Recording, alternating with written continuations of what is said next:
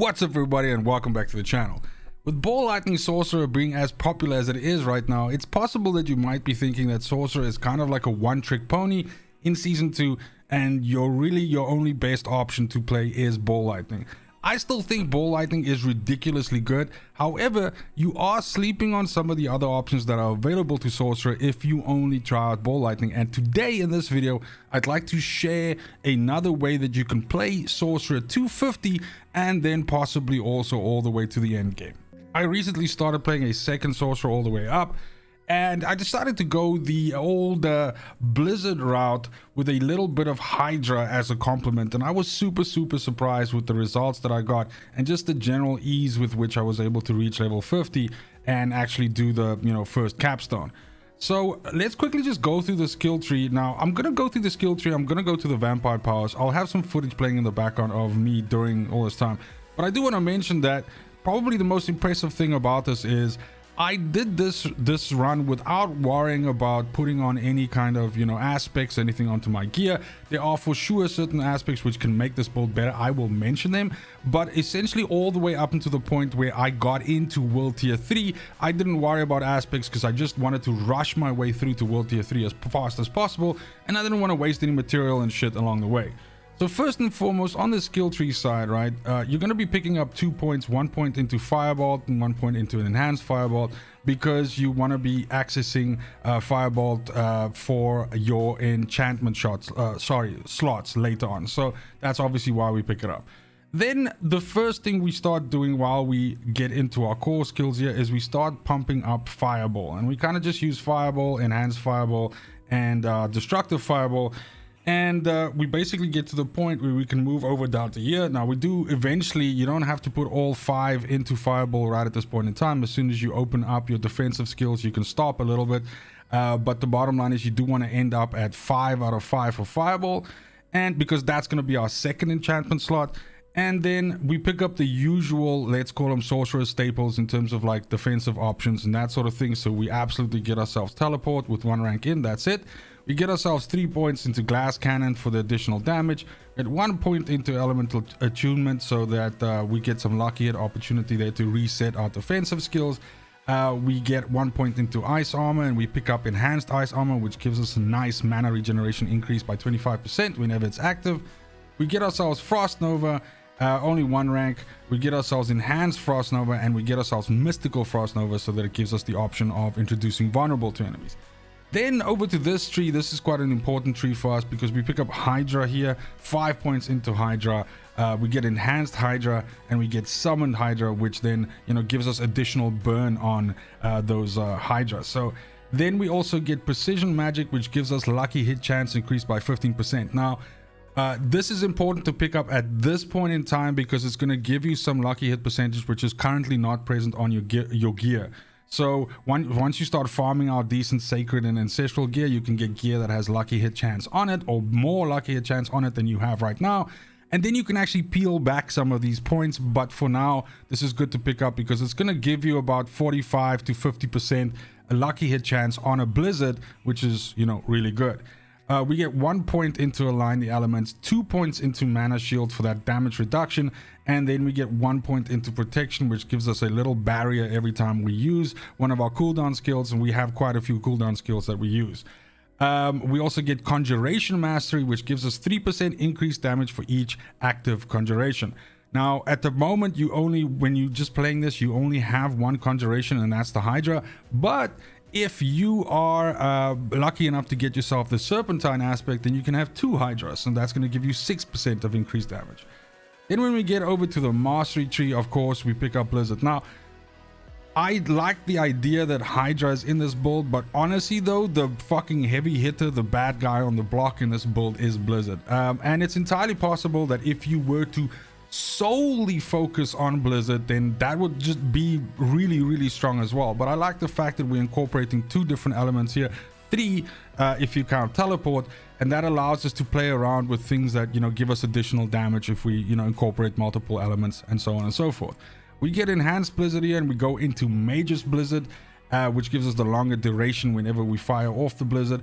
And then we get Inner Flames and we get 3 points into Devouring Blaze. Now, this is important because it's going to give us a bunch of additional critical strike damage against burning enemies. And enemies are going to be burning the whole time. We're going to talk about enchantment slots just now, but they're going to be burning the entire time. Either because they're getting shot by HYDRA or because they're taking damage, and then basically the ticks are on them because of the enchantment slot of Firebolt. So then, let me get my bearings here. Okay, then when we get down to the ultimate, we don't pick up an ultimate at all. We get 1 point into Permafrost, 3 points into Hoarfrost, 3 points into Icy Touch. This just elevates our damage profile with Blizzard. And then we get 1 point into Frigid Breeze, which says that cold damage against vulnerable enemies has a 20% chance to generate 5% mana. Now, we are picking up some things in our skill tree here that help us with mana regeneration, because this is a very mana hungry build. Your Hydras are like 20 mana a pop, and then your Blizzards are, I don't even know what the fuck Blizzard costs, 40, so that's a lot. So you want to have something that gives you some mana back, and of course this is less of a problem later on in the game when you have decent Sacred and Ancestral gear, because you're going to be able to give yourself additional mana, you know, resource cost reduction and resource, you know, that sort of thing. So it's going to be less of a problem. But for now, we need to find some additional sources that give us some mana back or give us the ability to regenerate mana faster. And Frigid Breeze is good, but so is Fury Surge. Fury Surge says that killing a burning enemy increases your mana regeneration by 30% for 30 seconds. I put 2 points into this. 1 is too little, 50% is not enough. 30% is yummy, it's just right. And 45 is kind of like a waste of a point. But you could play around with this, and again, some of the points are chop and change. If you want to pull out like 1 point out of Blizzard or 1 point out of HYDRA and go stick it in, you know, in here to give yourself more mana regeneration, you know, that's entirely fine. Now, when it comes to the skill assignment, as I mentioned, that's going to have us end up with Firebolt as our resource generator. We're going to use Teleport to jump around.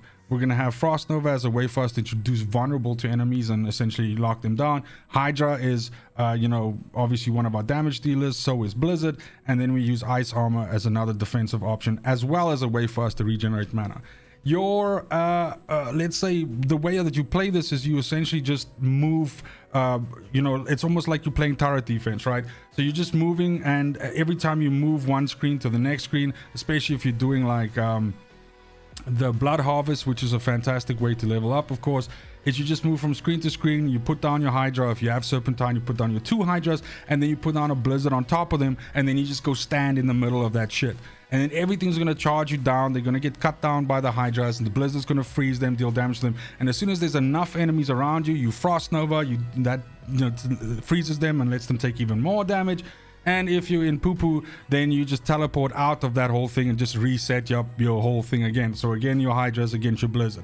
And if there's a shit ton of enemies charging you down, you just basically create this like ladder as you walk. So you just go HYDRA, Blizzard, Blizzard, Blizzard, HYDRA, Blizzard, Blizzard, Blizzard, and you just keep moving like this and just basically extinguishing everything.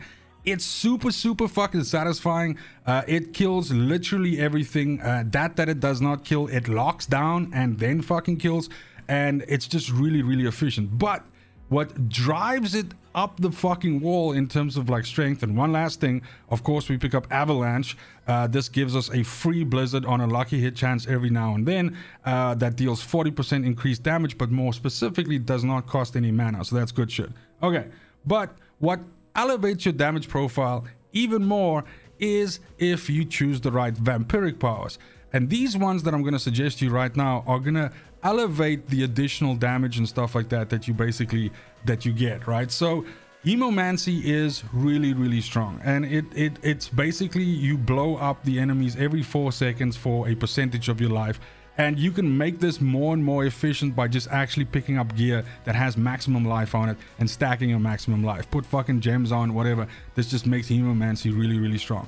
And Hemomancy, now just going back to our enchantments here, our enchantments are Firebolt and Fireball. Your first one that you pick at level 15 is Fireball. Your second one that you pick up at level 30 is Firebolt. Fireball as an enchantment means that whenever something fucking dies, it explodes and deals fireball damage around it. That's why we put all those points into Fireball and picked up all of the things. That's also why we put 5 points into Fireball, because all of that translates into your enchantment, the value of that. So 5 out of 5 Fireball is how much damage it's going to deal. This means that in an example of a bunch of enemies charging you down, and you put down a Hydra, you put on a Blizzard, that Blizzard starts chipping away at the first enemy that enters in. As soon as that guy dies, he explodes for a fireball and potentially fucking ignites everything behind him and also blows them up. So it's like chain reaction time. Now that coupled with hemomancy and all of this other stuff makes this like the AoE build of AoE builds, basically. When we then bring Firebolt enchantment into it as well, this basically sets everything on fire that you deal direct damage to. So your Blizzard sets stuff on fire. When you fucking Frost Nova stuff, they use fire. And all of those things that are on fire, when they die because of the Fury Surge that we have in the skill tree, it gives you mana regeneration, and that's the engine. And that's how you're able to efficiently play this and cast out Blizzards like out your ass without having decent gear, because the skills complement each other so well. So then just getting back to our vampire powers, our second one is Flowing Veins. This says that you deal 45% increased damage over time to enemies that are moving or affected by Vampiric Curse. Vampiric Curse is really, really strong and actually makes stuff. One of the other vampire powers we're going to pick is going to allow Vampiric Curse to make stuff vulnerable. And then whenever we use a defensive ability, like when we Frost Nova or we teleport or we use Ice Armor, then that basically then shoots out these, running zombies that set everything on fire. And yeah, but Flowing Veins is just going to, deal additional damage over time to enemies that are moving or affected by Vampiric Curse, and it's this in combination with the hits from the Blizzard and hemomancy and the burning from the fire and everything just basically chips away at everything's life bar. Prey on the Weak we also use because this increases our damage to vulnerable enemies. Enemies are vulnerable when they have Vampiric Curse on them. And because we have a Cursed Touch as our fourth power, with a lucky hit chance, we spread Vampiric Curse potentially to other enemies. All right. And because Blizzard hits multiple times as a channel, well, it's not a channel spell, but a spell that goes over time, and you can put these down, and like I said, because we boost our lucky hit up a bit, we set it around 40 to 45% lucky hit. This is going to proc a lot, and you're going to get a lot of times that almost the entire screen is affected by Vampiric Curse, which means they're all fucking vulnerable. You kill them, you activate a defensive ability, the zombies fly everywhere, blow everything up. It's good shit. Last but not least, we use Coven's Fangs. This says that your Conjuration, Companion, Minion, and Bat Familiar attacks deal 40% increased damage to crowd control enemies. Our Hydras are Conjuration. So if you have two Hydras or one, it doesn't matter. The point is this is going to make them deal more damage to CC'd enemies. And enemies are CC'd with this build all the time because Chill is a CC, Freeze is a CC. So yeah, it's just going to deal a lot of damage to them. And then there's also a lucky hit on here that has a chance of inflicting Vampiric Curse when affected. So even your Hydra on its own can also put Vampiric Curse on enemies and actually give it to them. Now, all of these things together, as I mentioned, is what makes the build synergize very well. And even though I'm level 50 now, I'm starting to push into World Tier 3. I've put some aspects on here. The point is that I only really started doing this in World Tier 3. I was able to do that first capstone without any of this, drama on, and I was able to do it. I think I have it playing in the background like level 43 or something like that. And it was a relative breeze. So super comfortable time going there. Now there are some aspects, lasted but certainly not least, that you can pick up along the way, which are just gonna make this even sexier. Frost Blitz is one which gives you 2 Frost Novas. That's fantastic. This Audacity is really good because this actually stuns enemies that come close to you for a certain amount of seconds. This is a great complementary thing to something like Frost Nova. Gives you another way to lock down enemies that make it through all of that, fucking fire that you're throwing out. Then Conceited is obviously really good as well because you are going to have barrier almost all the time, especially when you throw out Frost Armor and stuff, so that's going to be more damage. Let me see what else is here. Don't sleep on this aspect of Slaughter. This basically lets you, it gives you 20%. This comes with the season. It gives you 20% movement speed, but you lose this for a certain amount of seconds after you take damage. A lot of the times you aren't taking any damage with this build because you kill shit so fast. So this is just a lot of additional movement speed, which is kind of like really helpful at the beginning in your first 50 levels when you don't have movement speed on your boots or on your amulet or something like that. Control is always good, of course, because this makes you deal more damage to frozen enemies. And I think the last one yeah, the last two is Battlecaster is also a good aspect, because this basically says that there's a lucky chance that when your conjuration spells skills hit something, they can essentially level themselves up. So if you have 5 out of 5 Hydra, this can shoot something and then make itself 6 out of 5 Hydra, which means the Hydra's the damage is more, and this can happen 3 times. So it can take itself from 5 to 8 out of 5 Hydra, which means those Hydras just chunk a lot more damage when they shoot. And then last but not least, of course, Serpentine is good. Around level 30 to 35, you might start seeing this dropping on items, and this gives you 1 additional Hydra, and this used to shorten the duration of Hydra. Now it increases, so it's fucking way better. And then you can have 2 Hydras out, and they last for like 19, 20, whatever % longer, which is like, instead of 10 seconds, like 12 seconds or something like that. And with 2 of these out in the blizzards and stuff, you're just gonna fucking cut stuff down. It does a huge amount of damage, and it's really good. And that's it for the build right now. This is only the first 50 levels. I plan to pilot this thing to 100 over the weekend, and then I will do a final build video, essentially showing it with the right aspects and some decent uniques. I've already got a bunch of them farmed out.